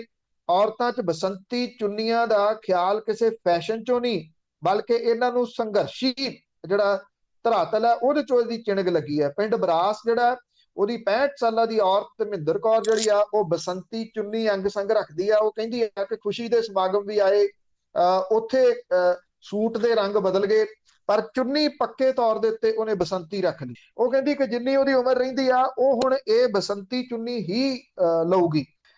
2016 ਦੇ ਵਿੱਚ ਭਾਰਤੀ ਕਿਸਾਨ ਯੂਨੀਅਨ ਉਗਰਾਹਾਂ ਨੇ ਰੰਗ ਦੇ ਬਸੰਤੀ ਕਾਨਫਰੰਸ ਕੀਤੀ ਸੀ, ਜਿਹਦੇ ਵਿੱਚ 5000 ਔਰਤਾਂ ਨੂੰ ਬਸੰਤੀ ਚੁੰਨੀਆਂ ਖਰੀਦ ਕੇ ਦਿੱਤੀਆਂ ਸੀ। ਜਥੇਬੰਦੀ ਦੀ ਮਹਿਲਾ ਆਗੂ ਜਿਹੜੀ ਹੈ ਜੀ ਹਰਿੰਦਰ ਬਿੰਦੂ, ਇਹ ਕਹਿੰਦੀ ਆ ਕਿ 21 ਫਰਵਰੀ ਨੂੰ ਜਦੋਂ ਬਰਨਾਲੇ ਦੇ ਵਿੱਚ ਔਰਤਾਂ ਦਾ ਵੱਡਾ ਇਕੱਠ ਕੀਤਾ ਗਿਆ ਤਾਂ 20 ਲੱਖ ਦੀ ਲਾਗਤ ਦੇ ਨਾਲ 40,000 ਔਰਤਾਂ ਨੂੰ ਬਸੰਤੀ ਚੁੰਨੀਆਂ ਜਿਹੜੀਆਂ ਉਹ ਦਿੱਤੀਆਂ ਗਈਆਂ। ਟਿੱਕਰੀ ਸਰਹੱਦ ਦੇ ਉੱਤੇ ਜਦੋਂ ਮਹਿਲਾ ਦਿਵਸ ਮੌਕੇ ਔਰਤਾਂ ਦਾ ਇਕੱਠ ਜੁੜਿਆ ਤਾਂ 32.5 ਲੱਖ ਦੀਆਂ ਚੁੰਨੀਆਂ ਔਰਤਾਂ ਨੂੰ ਦਿੱਤੀਆਂ ਜਿਹੜੀਆਂ ਉਹ ਗਈਆਂ। ਇਹ ਸਿਰਫ ਇਹ ਨਹੀਂ ਹੈ ਕਿ ਜਿਹੜੀਆਂ ਦੀ ਉਹ ਵੱਡੀ ਉਮਰ ਦੀਆਂ, ਬਲਕਿ ਜਿਹੜੇ ਲੜਕੀਆਂ ਨੇ ਨੌਜਵਾਨ, ਉਹਨਾਂ ਦੇ ਵਿੱਚ ਵੀ ਜਿਹੜੀ ਬਸੰਤੀ ਰੰਗ ਹੈ ਉਹਦੀ ਵਾਪਸੀ ਜਿਹੜੀ ਉਹ ਹੋਈ ਆ। ਬਸੰਤੀ ਰੰਗ ਦਾ ਜਿਹੜਾ ਜੀ ਉਹ ਪੰਜਾਬ ਦੇ ਨਾਲ ਬਹੁਤ ਗੂੜਾ ਰਿਸ਼ਤਾ ਹੈ, ਬੇਹੱਦ ਗੂੜਾ। ਔਰ ਬਾਰ-ਬਾਰ ਜਦੋਂ ਜਦੋਂ ਪੰਜਾਬ ਦੇ ਵਿੱਚੋਂ ਸੰਘਰਸ਼ ਉੱਠੇ, ਜਦੋਂ ਜਦੋਂ ਮਹਾਨ ਯੋਧੇ ਇਸ ਧਰਤੀ ਤੋਂ ਉੱਠੇ ਤਾਂ ਬਸੰਤੀ ਰੰਗ ਵੀ ਉਦੋਂ ਉੱਠਿਆ। ਇਹ ਜਿਹੜਾ ਜੀ ਇਸ ਵਾਰੀ ਥੋੜਾ ਵੱਖਰਾ ਇਹ ਆ ਕਿ ਇਹ ਬਸੰਤੀ ਰੰਗ ਜਿਹੜਾ ਜੀ ਉਹ ਔਰਤਾਂ ਦੇ ਵਿੱਚ ਏਡੀ ਵੱਡੇ ਪੱਧਰ ਦੇ ਉੱਤੇ ਜਿਹੜਾ ਆ ਗਿਆ, ਕਿਉਂਕਿ ਔਰਤ ਦੇ ਨਾਲ ਇਹ ਚੀਜ਼ ਵੀ ਜਿਹੜੀ ਉਹ ਜੁੜਦੀ ਆ ਕਿ ਜਿਹੜੀ ਔਰਤ ਹੈ ਉਹਦੇ ਸਿਰ ਤੇ 2 ਘਰਾਂ ਦੀ ਜ਼ਿੰਮੇਵਾਰੀ ਹੁੰਦੀ ਹੈ ਔਰ ਉਹਦਾ ਅਸਰ ਦੋਨਾਂ ਥਾਵਾਂ ਦੇ ਉੱਤੇ ਪੈਂਦਾ। ਉਹਦਾ ਚਾਹੇ ਪੇਕਾ ਪਰਿਵਾਰ ਹੈ, ਉਹਦਾ ਸਹੁਰਾ ਪਰਿਵਾਰ ਹੈ, ਤੇ ਅੱਗੇ ਬੱਚਿਆਂ ਦੇ ਵਿੱਚ ਇਸ ਚੀਜ਼ ਦੀ ਜਿਹੜੀ ਉਹ ਚਿਣਗ ਲੱਗਦੀ ਹੈ, ਕਿਉਂਕਿ ਮਾਵਾਂ ਜਿਹੜੀਆਂ ਨੇ ਉਹੀ ਪੁੱਤਾਂ ਨੂੰ ਬਹਾਦਰ ਬਣਾਉਂਦੀਆਂ ਨੇ ਤੇ ਡਰਪੋਕ ਬਣਾਉਂਦੀਆਂ ਨੇ। ਜਦੋਂ ਔਰਤ ਜਿਹੜੀ ਹੈ ਜੀ ਉਹ ਬਹਾਦਰ ਹੈ ਤੇ ਅੱਗੋਂ ਜਿਹੜੀਆਂ ਜਨਰੇਸ਼ਨਸ ਨੇ ਉਹ ਬਿਨਾਂ ਕਿਸੇ ਸ਼ੱਕ ਦੇ ਬਹਾਦਰ ਬਣ ਗਈਆਂ। ਔਰ ਇਹਦਾ ਕਿਸੇ ਨੂੰ ਇਹ ਲੱਗਦਾ ਹੋਵੇ ਕਿ ਇਹ ਮਹਿਜ਼ ਚੁੰਨੀ ਦਾ ਰੰਗ ਹੈ, ਚੁੰਨੀ ਤੱਕ ਸੀਮਤ ਨਹੀਂ ਗਾ ਜੀ। ਇਹ ਰੰਗ ਜਿਹੜਾ ਉਹ ਕਈ ਕਿਸਮ ਦੀਆਂ ਪੁਰਾਤਨ ਜਿਹੜੀਆਂ ਕਹਾਣੀਆਂ ਨੇ ਉਹਨਾਂ ਨੂੰ ਵੀ ਸਾਹਮਣੇ ਲੈ ਕੇ ਆਉਂਦਾ। ਬਿਲਕੁਲ ਜੀ, ਤੁਹਾਨੂੰ ਕੱਪੜਿਆਂ ਦਾ ਰੰਗ ਆ ਜਿਹੜਾ ਉਹ ਬਹੁਤ ਕੁਛ ਸੋਚਣ ਤੇ ਮਜਬੂਰ ਕਰ ਦਿੰਦਾ, ਪਰ ਜਿਹੜੀ ਇਹ ਪਿਰਤ ਪਈ ਆ ਬਹੁਤ ਵਧੀਆ, ਜੇ ਲੰਬੇ ਟਾਈਮ ਤੇ ਰਹੇ ਤਾਂ ਬਹੁਤ ਵਧੀਆ ਆ। ਤੇ ਅੱਗੇ ਗੱਲ ਕਰਦੇ ਹਾਂ, ਲੋਕਡਾਊਨ ਤੋਂ ਡਰਦਿਆਂ ਮਾਰਿਆ ਜਿਹੜੇ ਮਜ਼ਦੂਰ ਆ ਉਹ ਵਾਪਸ ਜਾ ਰਹੇ ਆ ਤੇ ਇੰਡਸਟਰੀ ਵਾਲੇ ਡਰੇ ਹੋਏ ਆ ਵੀ ਇਹ ਕੰਮ ਕਿਵੇਂ ਚੱਲੂਗਾ। ਦੇਖੋ, ਇਹ ਹੈ ਕਿ ਬੇਸ਼ੱਕ ਜਿਹੜੀ ਕੇਂਦਰ ਦੀ ਸਰਕਾਰ ਹੈ ਉਹਨੇ ਕੱਲ ਇਹ ਆਖਿਆ ਕਿ ਅਸੀਂ 2 ਮਹੀਨੇ ਜਿਹੜੇ ਗਰੀਬ ਪਰਿਵਾਰ ਨੇ ਉਹਨਾਂ ਨੂੰ ਰਾਸ਼ਨ ਦੇਵਾਂਗੇ, ਜਿਹੜਾ 5-5 ਕਿਲੋ ਉਹਨਾਂ ਨੇ ਰਾਸ਼ਨ ਦੇਣ ਦਾ ਐਲਾਨ ਜਿਹੜਾ ਉਹ ਕੀਤਾ ਕਿ ਮਈ ਤੇ ਜੂਨ ਮਹੀਨਿਆਂ ਦੇ ਦੌਰਾਨ ਮੁਫਤ ਜਿਹੜਾ ਅਨਾਜ ਹੈ ਇਹ ਦਿੱਤਾ ਜਾਊਗਾ। ਪਿਛਲੇ ਸਾਲ ਕਰੋਨਾ ਦੀ ਮਹਾਮਾਰੀ ਜਦੋਂ ਸਿਖਰ ਸੀ ਉਦੋਂ ਵੀ ਜਿਹੜਾ ਇਹ ਦਿੱਤਾ ਗਿਆ ਸੀਗਾ। ਅੱਛਾ, ਹੁਣ ਚਲੋ ਇਹ ਤੋਂ ਥੋੜਾ ਵੱਖਰਾ ਹੋ ਜੂਗੀ। ਹੁਣ ਅਨਾਜ ਆਉਣਾ ਕਿੱਥੋਂ? ਆਉਣਾ ਤਾਂ ਕਿਸਾਨਾਂ ਤੋਂ ਆ ਨਾ। ਤੇ ਇਹ ਤਾਂ ਚਲੋ ਅਜੇ FCI ਦੇ ਗੋਦਾਮਾਂ 'ਚ ਪਿਆ ਤੇ ਦੇ ਦਿਓਗੇ, ਜਦੋਂ ਸਾਈਲੋ 'ਚੋਂ ਆਇਆ ਫਿਰ ਕਿੱਥੋਂ ਦੇਣਾ? ਹੁਣ ਜਿਹੜੇ ਮਜ਼ਦੂਰ ਨੇ ਉਹ ਪਿਛਲੇ ਸਾਲ ਦੇ ਡਰੇ ਆ, ਉਹਨਾਂ ਨੂੰ ਇਹ ਲੱਗਦਾ ਕਿ ਇੱਥੇ ਲੋਕਡਾਊਨ ਫੇਰ ਲੱਗ ਜਾਣਾ, ਤੇ ਲੋਕਡਾਊਨ ਲੱਗ ਗਿਆ ਤੇ ਸਾਡੀ ਸਾਰ ਕਿਸੇ ਨੇ ਨਹੀਂ ਲੈਣੀ। ਲੋਕਾਂ ਦੇ ਮਨਾਂ ਦੇ ਅੰਦਰ ਇੰਨਾ ਭੈ ਜਿਹੜਾ ਜੀ ਉਹ ਪੈਂਦਾ ਜਾਂਦਾ ਕਿ ਬਾਜ਼ਾਰ ਜਿਹੜੇ ਆ ਹੁਣ ਖਾਲੀ ਦਿਸਣ ਲੱਗੇ ਆ ਦਿਨੇ। ਉੱਥੇ ਬਹੁਤੀ ਜਿਹੜੀ ਰੌਣਕ ਵਗੈਰਾ ਸੀ ਉਹ ਗਾਇਬ ਹੋ ਗਈ ਆ, ਲੋਕ ਡਰ ਗਏ ਆ, ਕੰਪਲੀਟ ਡਰ ਗਏ ਆ। ਜਿਹੜੇ ਮਜ਼ਦੂਰ ਨੇ ਉਹ ਵੀ ਡਰਨੇ ਸੀ, ਉਹ ਆਪੋ ਆਪਣੇ ਰਾਜਾਂ ਨੂੰ ਜਾ ਰਹੇ ਆ। ਕਈ ਵਾਰੀ ਸਾਂਝਾ ਕੀਤਾ ਕਿ ਇੱਥੇ ਕਿੰਨੀ ਲੁੱਟ ਘਸੁੱਟ ਉਹਨਾਂ ਦੀ ਪ੍ਰਾਈਵੇਟ ਬੱਸਾਂ ਵਾਲੇ ਜਿਹੜੇ ਉਹ ਕਰ ਰਹੇ ਆ। ਇਹਦੇ ਉੱਤੇ ਕੋਈ ਲਗਾਮ ਸਰਕਾਰ ਨੇ ਨਹੀਂ ਕੱਸੀ। 1500 ਤੋਂ ਲੈ ਕੇ 3000 ਰੁਪਏ ਤੱਕ ਉਹਨਾਂ ਦੇ ਚੰਮ ਲਾਇਆ ਜਾ ਰਿਹਾ ਇੱਥੇ ਪ੍ਰਾਈਵੇਟ ਬੱਸਾਂ ਵਾਲਿਆਂ ਦੇ ਵੱਲੋਂ। ਉਹ ਚਾਹੇ ਲੁਧਿਆਣੇ ਦੇ ਢੰਡਾਰੀ ਕਲਾਂ ਤੁਸੀਂ ਦੇਖ ਲਓ ਭਰਦੇ ਬੱਸਾਂ, ਖੰਨੇ ਹਾਈਵੇ ਦੇ ਉੱਤੇ ਖੜ ਕੇ ਭਰਦੇ ਦੇਖ ਲਓ, ਰਾਜਪੁਰੇ ਜਿਹੜਾ ਉਹ ਹਾਈਵੇ ਤੇ ਖੜ ਕੇ ਭਰਦੇ ਦੇਖ ਲਓ। ਇਹ ਲੋਕ ਆਪੋ ਆਪਣੇ ਰਾਜਾਂ ਦੇ ਵਿੱਚ ਵਾਪਸ ਇੱਕ ਵਾਰੀ ਫੇਰ ਪਰਤ ਜਾਣਾ ਚਾਹੁੰਦੇ ਆ। ਪਰਤੇ ਪਿਛਲੇ ਵਾਰ ਵੀ ਸੀ, ਉੱਥੇ ਗਾਂ ਕੀ ਹਾਲਾਤ ਬਣਦੇ ਉਹ ਸਭ ਨੂੰ ਪਤਾ ਹੈ। ਫੇਰ ਪੈਸੇ ਦੇ ਕੇ ਇੱਧਰ ਨੂੰ ਆਏ। ਅੱਛਾ, ਉਹ ਵਿਚਾਰੇ ਹੁਣ ਕਰਨ ਕੀ? ਅਨਪੜ੍ਹ ਨੇ ਜ਼ਿਆਦਾ, ਉਹਨਾਂ ਨੂੰ ਜਿਹੜੀ ਉਹ ਸਮਝ ਨਹੀਂ ਗਈ ਇਸ ਗੱਲ ਦੀ। ਤਾਂ ਸਰਕਾਰਾਂ ਦੀਆਂ ਪਾਲਿਸੀਜ਼ ਚਾਹੀਦੀਆਂ ਸੀ ਨਾ। ਜਦੋਂ ਉਹ ਵਾਪਸ ਪਰਤ ਆਏ ਸੀਗੇ ਤੇ ਸਰਕਾਰ 1 ਸਾਲ ਦੇ ਦੌਰਾਨ ਕੋਈ ਤਾਂ ਪਾਲਿਸੀ ਬਣਾਉਂਦੀ ਜਿਹਦੇ ਨਾਲ ਇਹਨਾਂ ਮਜ਼ਦੂਰਾਂ ਨੂੰ ਘੱਟੋ ਘੱਟ ਇੰਨੀ ਗੱਲ ਹੁੰਦੀ ਕਿ ਜੇ ਲੋਕਡਾਊਨ ਦੀ ਸਥਿਤੀ ਮੁੜ ਕੇ ਆਉਂਦੀ ਆ ਤੇ ਉਹਨਾਂ ਦੀ ਰੋਟੀ ਰੋਜੀ ਦਾ ਇੰਤਜ਼ਾਮ ਜਿਹੜਾ ਉਹ ਕੀਤਾ ਜਾਊਗਾ। ਕੋਈ ਰਹਿਣ ਬਸੇਰੇ ਬਣਾ ਦਿੱਤੇ ਜਾਂਦੇ, ਕੋਈ ਰੋਟੀ ਦਾ ਇੰਤਜ਼ਾਮ ਕੀਤਾ ਜਾਂਦਾ, ਕੁਝ ਨਹੀਂ ਕੀਤਾ ਗਿਆ ਜੀ। ਇਸ ਕਰਕੇ ਫੇਰ ਜਿਹੜਾ ਉਹ ਤੁਰ ਪਏ। ਚਲੋ ਐਤਕੀ ਇਹ ਹੈ ਕਿ ਬੱਸਾਂ ਟ੍ਰੇਨਾਂ ਜਾ ਰਹੀਆਂ ਨੇ ਜਿੰਨੀਆਂ ਕਿ ਵੀ, ਉਹਦੇ ਰਾਹੀਂ ਇਹ ਜਾ ਰਹੇ ਨੇ, ਜਿੰਨੇ ਕੁ ਕਮਾਏ ਪੈਸੇ ਉਹਨੇ ਕੁ ਖਰਚ ਕੇ ਫੇਰ ਘਰੇ ਜਿਹੜਾ ਉਹ ਚਲੇ ਜਾਣਾ ਚਾਹੁੰਦੇ ਆ। ਏਸ਼ੀਆ ਦੀ ਸਭ ਤੋਂ ਵੱਡੀ ਸਾਈਕਲ ਪਾਰਕਸ ਐਸੋਸੀਏਸ਼ਨ ਜਿਹੜੀ ਆ ਉਹ ਇਹ ਕਹਿੰਦੀ ਆ ਕਿ ਤਾਲਾਬੰਦੀ ਹੋਣ ਕਰਕੇ ਲੁਧਿਆਣਾ ਸ਼ਹਿਰ ਦੀਆਂ ਸਨਅਤਾਂ ਦੇ ਵਿੱਚ ਪਹਿਲਾਂ ਹੀ ਉਤਪਾਦਨ ਅੱਧਾ ਰਹਿ ਗਿਆ, ਕਿਉਂਕਿ ਅੱਗੇ ਜਾ ਨਹੀਂ ਰਿਹਾ। ਯੂਪੀ ਤੇ ਬਿਹਾਰ ਲਈ ਪਹਿਲਾਂ ਟ੍ਰੇਨਾਂ ਬੰਦ ਸੀ, ਇਸ ਕਰਕੇ ਮਜ਼ਦੂਰ ਟਿਕੇ ਹੋਏ ਸੀ। ਹੁਣ ਪ੍ਰਾਈਵੇਟ ਬੱਸਾਂ ਰਾਹੀਂ ਹਜ਼ਾਰਾਂ ਮਜ਼ਦੂਰ ਰੋਜ਼ ਆਪਣੇ ਘਰਾਂ ਨੂੰ ਜਾ ਰਹੇ ਆ। ਮਜ਼ਦੂਰਾਂ ਨੂੰ ਲੁਧਿਆਣੇ ਦੇ ਵਿੱਚ ਰੋਕਣ ਲਈ ਸਰਕਾਰ ਨੂੰ ਉਹ ਕਹਿੰਦੇ ਕਿ ਕੁਝ ਕਰਨਾ ਪਊਗਾ। ਜੇ ਲੋਕਡਾਊਨ ਲੱਗਦਾ ਤੇ ਸਰਕਾਰ ਸਨਅਤਕਾਰਾਂ ਦੇ ਵੱਲੋਂ ਦਿੱਤੇ ਗਏ ਟੈਕਸ ਦੇ ਵਿੱਚੋਂ ਪ੍ਰਵਾਸੀ ਮਜ਼ਦੂਰਾਂ ਨੂੰ ਪੈਸੇ ਦੇ ਕੇ ਮਦਦ ਕਰੇ। ਗੱਲ ਤਾਂ ਉਹਨਾਂ ਦੀ ਠੀਕ ਹੈ, ਪਰ ਸਰਕਾਰ ਟੈਕਸ ਲੈ ਕੇ ਤੇ ਗਾਂ ਲੋਕਾਂ ਨੂੰ ਦੇਵੇ, ਇਹ ਗੱਲ ਜਿਹੜੀ ਹੈ ਜੀ ਕਿਸੇ ਦੇ ਹਲਕ ਚੋਂ ਥੱਲੇ ਨਹੀਂ ਲੰਘਦੀ। ਸਰਕਾਰਾਂ ਦੇ ਤਾਂ ਅੱਲੇ ਪੱਲੇ ਕੁਝ ਨਹੀਂ ਰਿਹਾ ਜੀ। ਸਰਕਾਰਾਂ ਤਾਂ, ਪੰਜਾਬ ਦੀ ਸਰਕਾਰ ਤਾਂ ਸਿਰਫ ਇਕੱਠੇ ਕਰਨ ਜੋਗੇ ਜਿਹੜੀ ਰਹਿ ਗਈ। ਔਰ ਜਿਹੜੇ ਇੱਥੇ ਸਨਅਤਕਾਰ ਨੇ ਉਹ ਇਹ ਕਹਿੰਦੇ ਨੇ ਕਿ ਜਿਹੜੇ ਮਜ਼ਦੂਰ ਪਿੰਡਾਂ ਨੂੰ ਜਾ ਰਹੇ ਆ, ਜੇ ਕੁਝ ਮਹੀਨੇ ਨਹੀਂ ਆਉਂਦੇ ਤਾਂ ਇੱਥੇ ਜਿਹੜੀ ਸਨਅਤ ਹੈ ਉਹ ਡਾਵਾਡੋਲ ਜਿਹੜੀ ਉਹ ਹੋ ਜੂਗੀ। ਹਾਲਾਂਕਿ ਸਿਹਤ ਮੰਤਰੀ ਜਿਹੜੇ ਨੇ ਉਹ ਇਹ ਕਹੀ ਜਾਂਦੇ ਆ ਕਿ ਜਿਹੜਾ ਇਹ ਆਖਰੀ ਬਦਲ ਹੋਊਗਾ ਜੇ ਅਸੀਂ ਲੋਕਡਾਊਨ ਲਾਉਨੇ ਆ। ਤਾਂ ਸਵਾਲ ਇਹ ਆ ਕਿ ਜੇ ਆਪਾਂ ਦੇਖੀਏ ਕਿ ਪ੍ਰਸ਼ਾਸਨ ਗਿਰਦਾ, ਹੁਣ ਪ੍ਰਸ਼ਾਸਨ ਗਿਰਦਾ ਨਹੀਂ ਦੀਦਾ, ਉੱਥੋਂ ਇਹ ਸਾਰੀ ਜਿਹੜੀ ਸਮੱਸਿਆ ਖੜੀ ਹੋ ਰਹੀ ਹੈ। ਮੁੱਖ ਮੰਤਰੀ ਸਾਹਿਬ ਆਪਣੇ ਬਾਹਰਲੇ ਘਰੇ ਰਹਿੰਦੇ ਨੇ, ਸਿਹਤ ਮੰਤਰੀ ਕਿਸੇ ਨੇ ਵੇਖਿਆ ਹੋਵੇ ਕਿ ਉਹ ਕਿਸੇ ਹਸਪੀਟਲ ਦੇ ਵਿੱਚ ਜਾ ਕੇ ਚੈਕਿੰਗ ਕਰ ਰਿਹਾ ਜਾਂ ਉੱਥੇ ਸਹੂਲਤਾਂ ਦੇਖ ਰਿਹਾ? ਕੋਈ ਹੋਰ ਮੰਤਰੀ ਕਿਸੇ ਨੇ ਦੇਖਿਆ ਹੋਵੇ ਕਿਸੇ ਜਗ੍ਹਾ ਦੇ ਉੱਤੇ, ਕੋਈ ਵੀਡੀਓ ਦੇਖੀ ਹੋਵੇ, ਕੋਈ ਖਬਰ ਦੇਖੀ ਹੋਵੇ? ਨਾ, ਸਭ ਅੰਦਰੀ ਜਿਹੜਾ ਜੀ ਉਹ ਵੜ ਗਏ।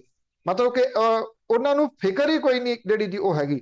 ਤੇ ਜੇ ਇਹ ਇੰਡਸਟਰੀ ਜਿਹੜੀ ਮਾੜੀ ਮੋਟੀ ਚੱਲਦੀ ਆ, ਜੇ ਉਹ ਇਸੇ ਹੀ ਤਰੀਕੇ ਦੇ ਨਾਲ ਇਹਨਾਂ ਪ੍ਰਵਾਸੀ ਮਜ਼ਦੂਰਾਂ ਦੇ ਜਾਣ ਕਰਕੇ ਜਿਹੜਾ ਜੀ ਉਹ ਖੜ ਗਈ, ਤਾਂ ਇਹਦਾ ਸਭ ਤੋਂ ਵੱਡਾ ਅਸਰ ਸਰਕਾਰ ਦੇ ਉੱਤੇ ਹੀ ਪੈਣਾ, ਕਿਉਂਕਿ ਅੱਗੇ ਮਾਲ ਜਿਹੜਾ ਉਹ ਜਾਊਗਾ ਨਹੀਂ ਤੇ ਟੈਕਸ ਦੇ ਰੂਪ ਦੇ ਵਿੱਚ ਸਰਕਾਰ ਨੂੰ ਮਿਲੂਗਾ। ਬਿਲਕੁਲ ਜੀ, ਦੇਖਿਆ ਜਾਵੇ ਤਾਂ ਇੱਕ ਧਾਰਮਿਕ ਕੰਟਰੀ ਆ, ਸਾਰੇ ਕਹਿੰਦੇ ਸੀ ਬਹੁਤ ਧਾਰਮਿਕ ਆ, ਪਰ ਮੇਰੇ ਖਿਆਲ ਦੇ ਵਿੱਚ ਮਨ ਦੇ ਵਿੱਚ ਦਇਆ ਕਿਸੇ ਦੇ ਵਿੱਚ ਵੀ ਹੈ ਨਹੀਂ। ਤੇ ਅਖੀਰ ਦੇ ਵਿੱਚ ਗੱਲ ਕਰਦੇ ਆ, ਕੋਵਿਡ ਨੂੰ ਲੈ ਕੇ ਸੁਪਰੀਮ ਕੋਰਟ ਨੇ ਵਕੀਲਾਂ ਦੀ ਝਾੜ ਝੰਬ ਕਿਉਂ ਕੀਤੀ ਆ? ਦੇਖੋ, ਇਹ ਇੱਕ ਤਾਂ ਜਿਹੜਾ ਜੀ ਇਹ ਕੋਵਿਡ ਪ੍ਰਬੰਧਾਂ ਦੇ ਨਾਲ ਜੁੜੇ ਕੁਝ ਮੁੱਦਿਆਂ ਦੇ ਉੱਤੇ ਜਿਹੜੀ ਕੌਮੀ ਯੋਜਨਾ ਬਣਾਉਣ ਦੀ ਗੱਲ ਆਖੀ ਗਈ ਸੀ ਕਿ 4 ਲਿਆਓ, ਔਰ ਕੁਝ ਵਕੀਲਾਂ ਦੇ ਵੱਲੋਂ ਕੀਤੀ ਗਈ ਨੁਕਤਾਚੀਨੀ ਦੇ ਉੱਤੇ ਡੂੰਘੇ ਦੁੱਖ ਦਾ ਇਜ਼ਹਾਰ ਜਿਹੜਾ ਸੁਪਰੀਮ ਕੋਰਟ ਨੇ ਕੀਤਾ, ਔਰ ਚੰਗੀ ਝਾੜ ਝੰਬ ਜਿਹੜੀ ਆ ਇਹਨਾਂ ਕੁਝ ਵਕੀਲਾਂ ਦੀ ਕੀਤੀ ਆ। ਸੁਪਰੀਮ ਕੋਰਟ ਨੇ ਇਹ ਕਿਹਾ ਕਿ ਕੁਝ ਵਕੀਲਾਂ ਨੇ ਉਹਨਾਂ ਗੱਲਾਂ ਲਈ ਆਲੋਚਨਾ ਕੀਤੀ ਆ ਜਿਹੜੀ ਪਿਛਲੇ ਦਿਨੀ ਹੁਕਮਾਂ ਦਾ ਹਿੱਸਾ ਵੀ ਨਹੀਂ ਸੀ। Chief justice S A Bobde ਦੀ ਅਗਵਾਈ ਵਾਲੇ ਬੈਂਚ ਨੇ ਇਹ ਗੱਲ ਕਹੀ ਕਿ ਸੰਸਥਾਵਾਂ ਇਸੇ ਤਰੀਕੇ ਨਾਲ ਤਬਾਹ ਹੁੰਦੀਆਂ ਨੇ।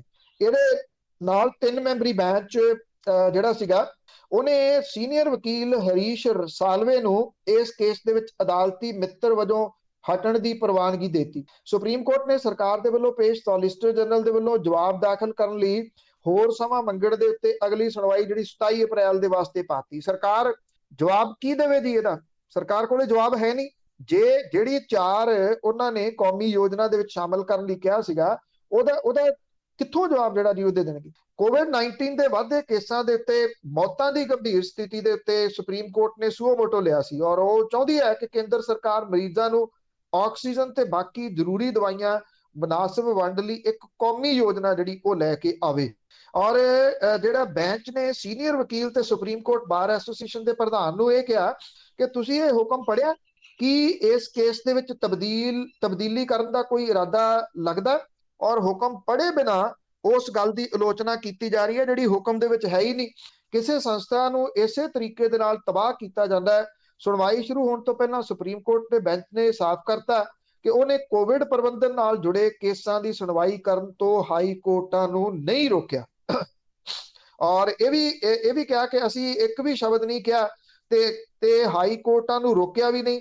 ਅਸੀਂ ਕੇਂਦਰ ਸਰਕਾਰ ਨੂੰ ਹਾਈ ਕੋਰਟਾਂ ਦਾ ਰੁਖ ਕਰਨ ਤੇ ਉਹਨਾਂ ਨੂੰ ਰਿਪੋਰਟ ਸੌਂਪਣ ਲਈ ਕਿਹਾ, ਔਰ ਤੁਸੀਂ ਕਿਸ ਤਰ੍ਹਾਂ ਦੀਆਂ ਧਾਰਨਾਵਾਂ ਦੀ ਗੱਲ ਜਿਹੜੀ ਆ ਉਹ ਕਰ ਰਹੇ ਹੋ? ਗੁੱਸੇ ਦੇ ਵਿੱਚ ਨਜ਼ਰ ਆ ਰਹੇ ਬੈਂਚ ਨੇ ਕਿਹਾ ਕਿ ਤੁਸੀਂ ਸਾਡੇ ਹੁਕਮਾਂ ਨੂੰ ਪੜ੍ਹੇ ਬਿਨਾਂ ਦੋਸ਼ ਜਿਹੜਾ ਉਹ ਲਾ ਰਹੇ ਹੋ। ਉਧਰ ਦਵੇ ਨੇ ਇਹ ਗੱਲ ਕਹੀ ਕਿ ਪੂਰੇ ਦੇਸ਼ ਨੂੰ ਲੱਗ ਰਿਹਾ ਸੀਗਾ ਕਿ ਤੁਸੀਂ ਕੇਸਾਂ ਨੂੰ ਤਬਦੀਲ ਕਰੋਗੇ। ਇਹਦੇ ਦੌਰਾਨ ਕੇਂਦਰ ਸਰਕਾਰ ਦੇ ਵੱਲੋਂ ਪੇਸ਼ ਸੋਲਿਸਿਟਰ ਜਨਰਲ ਤੁਸ਼ਾਰ ਮਹਿਤਾ ਨੇ ਇਹ ਪਿਛਲੇ ਦਿਨੀ ਨੋਟਿਸ ਦਾ ਜਵਾਬ ਦੇਣ ਲਈ ਸਮਾਂ ਜਿਹੜਾ ਉਹ ਮੰਗਿਆ, ਔਰ 27 ਅਪ੍ਰੈਲ ਜਿਹੜੀ ਆ ਉਹ ਹੁਣ ਤਰੀਕ ਨਿਸ਼ਚਿਤ ਕੀਤੀ ਗਈ ਹੈ।